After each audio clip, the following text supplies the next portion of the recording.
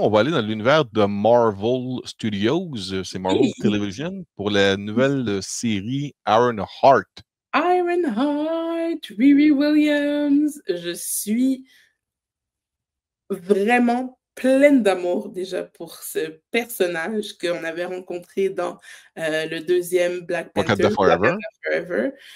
Ce personnage qui, justement, que j'avais trouvé intriguant, qui était très cool, on va pas se mentir, parce que déjà, de base, au Wakanda, Shuri, tout ça, tout le monde est cool. Même Baku, il est cool à sa façon, tu sais, il arrête pas d'envoyer des tacles à tout le monde. You bald-headed demon! Je la trouve plus intéressante, elle, que la sœur de Black Panther. Là. Et je dirais pas qu'elle est plus intéressante que Shuri, parce que les deux personnages n'ont pas le même type d'écho narratif. Il y en a une que c'est une princesse, puis l'autre, elle veut vraiment... oui, mais la princesse est très enflée. Elle est très enflée, tandis qu'elle est plus terre à terre. C'est ça, exactement. Elle vient vraiment de rien. Puis justement, ce que j'ai beaucoup aimé dans la série, c'est de voir Riri Williams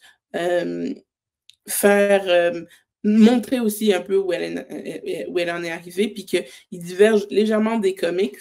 C'est-à-dire que dans les comic books, Ironheart, c'était une forme de Robin à Iron Man. Oui. La même chose que, voilà, ce que Robin était pour Batman, Ironheart était pour Iron Man. Puis Tony Stark et Riri Williams étaient très proches, partageaient beaucoup de points en commun sur la technologie, et elle n'avait pas forcément les enjeux que Riri Williams de la série, qui rencontre justement le fait que il n'y a pas d'argent. Je veux dire, oui, elle a bénéficié d'une bourse Tony Stark, etc. Mais il faut quand même continuer à... C'est fou, ça, cette histoire. On te donne de l'argent pour faire un truc. Et quand tu arrives là-bas, il te dit, on a besoin encore d'argent si tu veux faire un projet. Donc, elle fait quoi? Elle fait des trucs qu'elle n'a pas le droit. Elle vend des devoirs, des choses comme ça. Puis, tu sais, pour avoir de l'argent, pour pouvoir financer ses propres projets, c'est financer ses propres choses. Puis, c'est quelque chose qui est très mal vu par l'université où est-ce qu'elle se trouve. Et elle se retrouve à se faire mettre dehors et what do you do now? Tu sais, puis elle a dit, mais non, puis parce qu'elle a le même désir que Stark, c'est-à-dire qu'elle veut une armure pour protéger la Terre, elle veut vraiment continuer ce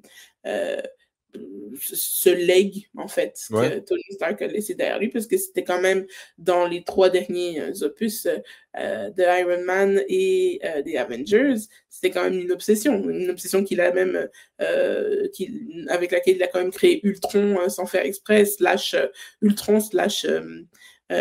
Vision aussi, je veux dire, sans l'obsession de Tony Stark pour protéger la Terre, etc., il n'y aurait pas eu de Vision, il n'y aurait pas eu d'Ultron. Donc, on est quand même sur cette même envie, ce même désir, mais qui n'est pas forcément atteignable de la même façon. Parce que, pourquoi? Tony Stark, c'était un gosse de riche, il était déjà arrivé avec une cuillère en argent dans la bouche parce que son père avait monté toute une entreprise, Stark Industries, et il faisait que surfer sur le truc. Oui, c'était une personne qui était très intelligente, mais c'était une personne très intelligente avec des moyens illimités.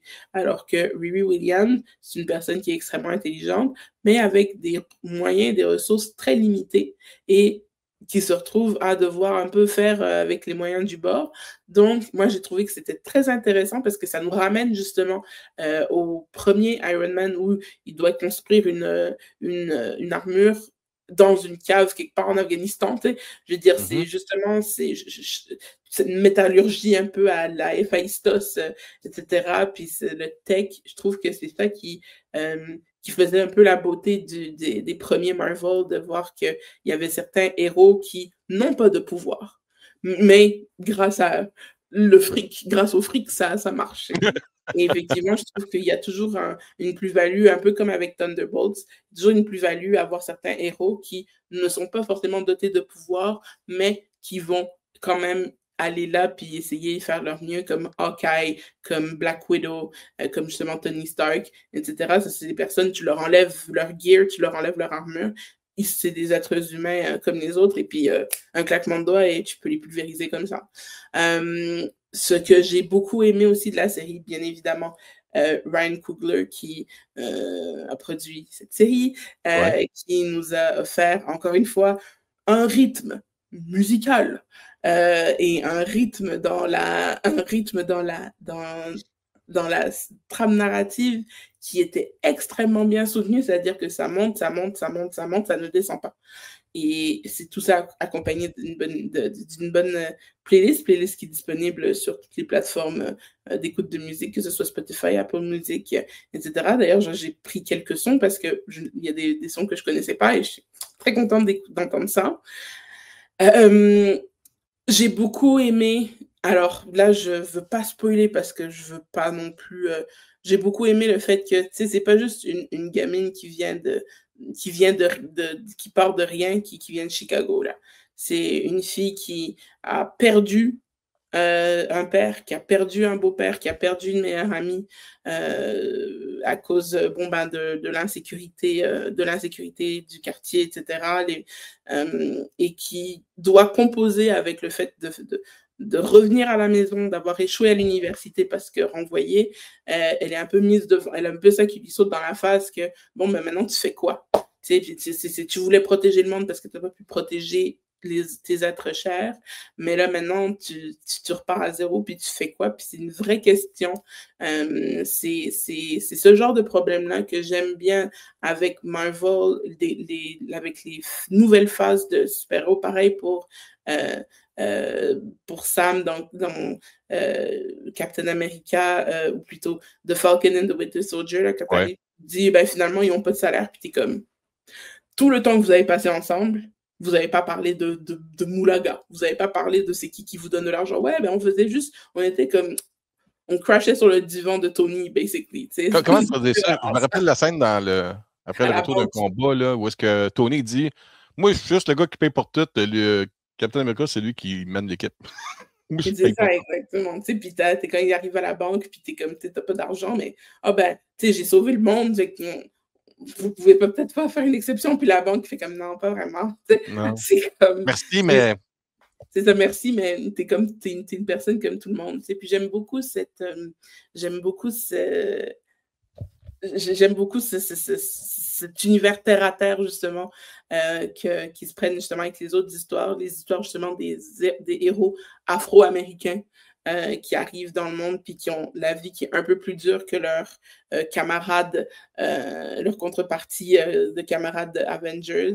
Je dois t'avouer que j'ai hâte de voir, c'est pas Doomsday, de voir Secret Wars, parce que je comprends le côté multiculturalisme, tu sais, d'avoir les gens du Wakanda afro-américain ou d'avoir le côté asiatique avec Shang-Chi.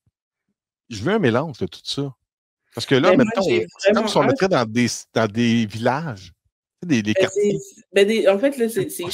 c'est un peu On séparé, mais sépare. au début, mais c'était ça aussi au début, là, les phases 1 et 2. Tout le monde Ouais. était séparément, on ne voyait pas forcément le lien. Puis là, tout d'un coup, on s'est mis à avoir le collectionneur. On voit des trucs, des post-credits, et on commence à faire C'est le lien. tellement, Ah, ok, non, non, c'est non. tellement beau le moment où est-ce qu'on voit Black Panther, Shuri débarquer avec les sacs, là. Le Mais oui, endgame, là. dans C'est Endgame, comme, c'est sûr. yeah! C'est tout le Ouais, monde, là. Oh! c'est ça, justement, c'est ces personnages-là, on a appris à les aimer. Puis je voulais quand même adresser cette situation parce que c'est quelque chose qui est quand même important à souligner.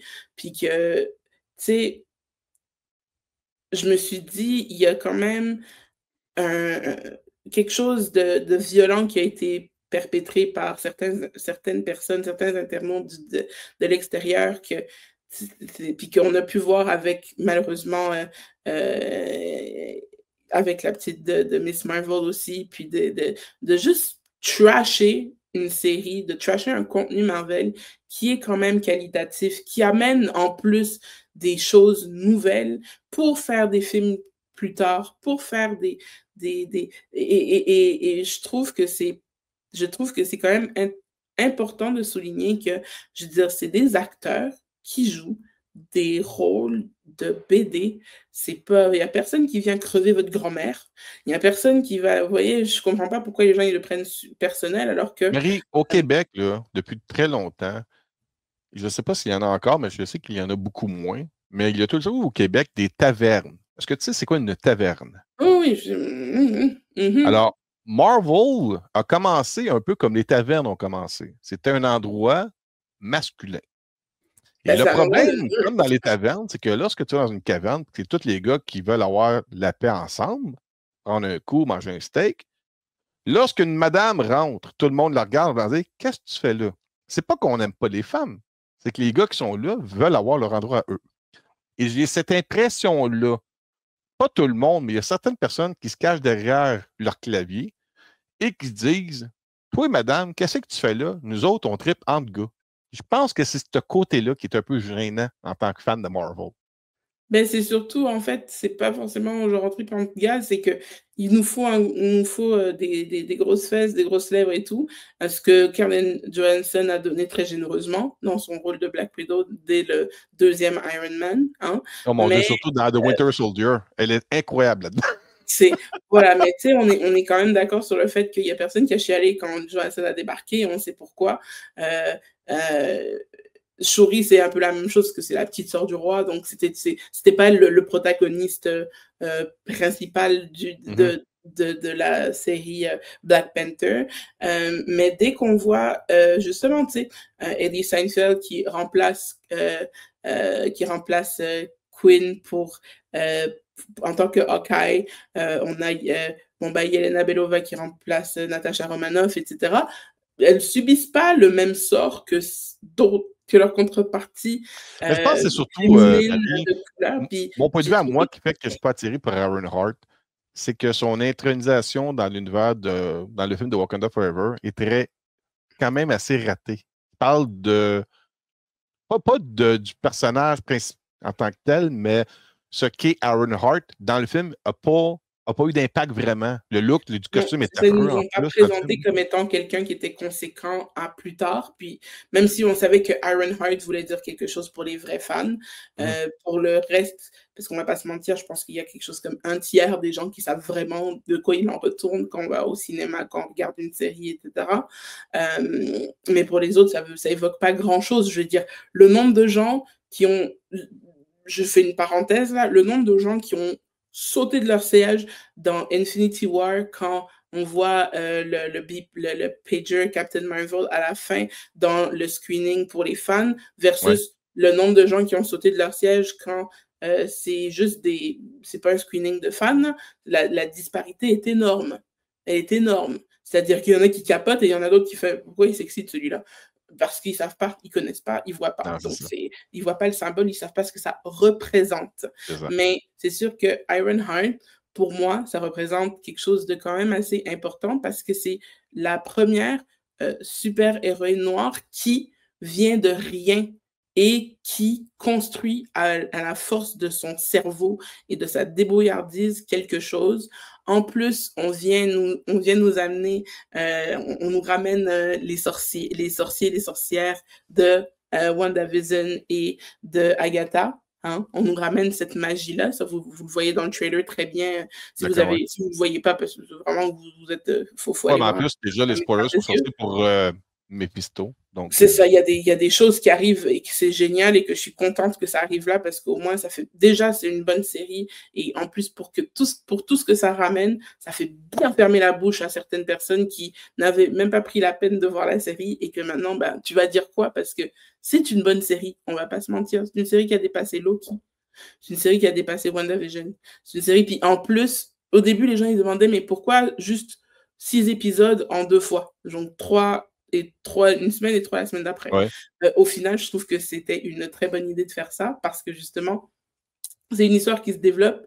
Puis, si ça avait dû être un rythme de un épisode par semaine, on aurait peut-être perdu de l'intérêt de OK, certaines OK. personnes parce que c'est des rythmes qui ne peuvent pas être forcément coupés. Justement, Ryan Coogler, il impose une rythmique qui est vraiment très importante, qu'on voit autant dans la première partie que dans la deuxième partie des émissions. Donc, justement, la deuxième partie qui arrive, qui est un peu plus ésotérique avec l'arrivée d'une sorcière qui nous vient de Kamar-Taj. Donc, on a quand même beaucoup de choses qui sortent que dans Ironheart, je trouve, il y a plus, il y a plus de références au MCU dans Ironheart que dans Thunderbolts, que dans la dernière série avec Daredevil, que dans aussi l'autre série d'avant, quoi. Donc, il y a quand même quelque chose de très important. C'est-à-dire qu'on voit une mécanique de reconnexion avec le MCU et c'est pas juste mon histoire solo. OK, Parce OK. que pareil pour mais la regarder, la regarder. Captain America, il est Brave New World, c'est ma franchise à moi, donc c'est les Hulk. Voilà, c'est les Hulk. OK. Mais les Hulk sans Hulk. Les Hulk sans She-Hulk, bravo. Bravo, bravo. Donc, c'est ça le truc, c'est que c'est pas. C'est des épisodes de quoi, environ 45 minutes, quoi? Ouais, et en plus, Denis comble du plaisir. Pour une fois, des épisodes Marvel qui durent un temps mais absolument révolutionnaire, des 45 minutes pour 5 minutes de générique, et non 30 minutes pour 15 minutes de générique, tu vois. Ouais. Donc, OK. c'est un vrai full circle, là. Tu sais, il y a vraiment du contenu dans ces émissions, dans ces épisodes-là, du vrai contenu. Le seul, on vient ramener beaucoup de choses. Il y a beaucoup de choses par rapport à l'univers de Iron Man. Il y a beaucoup de choses par rapport à l'univers, justement, des sorcières qu'on lit, justement, parce que c'est la Doctor Strange puis Wanda, on les a vus s'affronter dans Strange Multiverse of Madness, mais Ouais. on n'a comme jamais lié leur magie vraiment. T'sais, elle, c'était comme une dark hold, whatever, puis lui, c'est la magie des Sorcerer Supreme.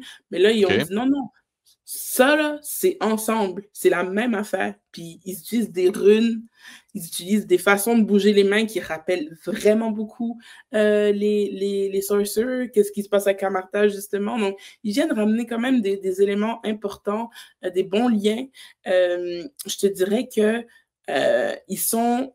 le lien, la seule chose que je trouve un peu plate, c'est vrai qu'ils nous ont ramené j'ai oublié son nom, là, puis je vais pas le chercher maintenant, mais ils nous ont ramené le petit du dernier Transformer, là. Oui. Lui, j'étais vraiment contente. Lui, j'étais contente de le voir. Malheureusement, il fait pas un antagoniste très virulent.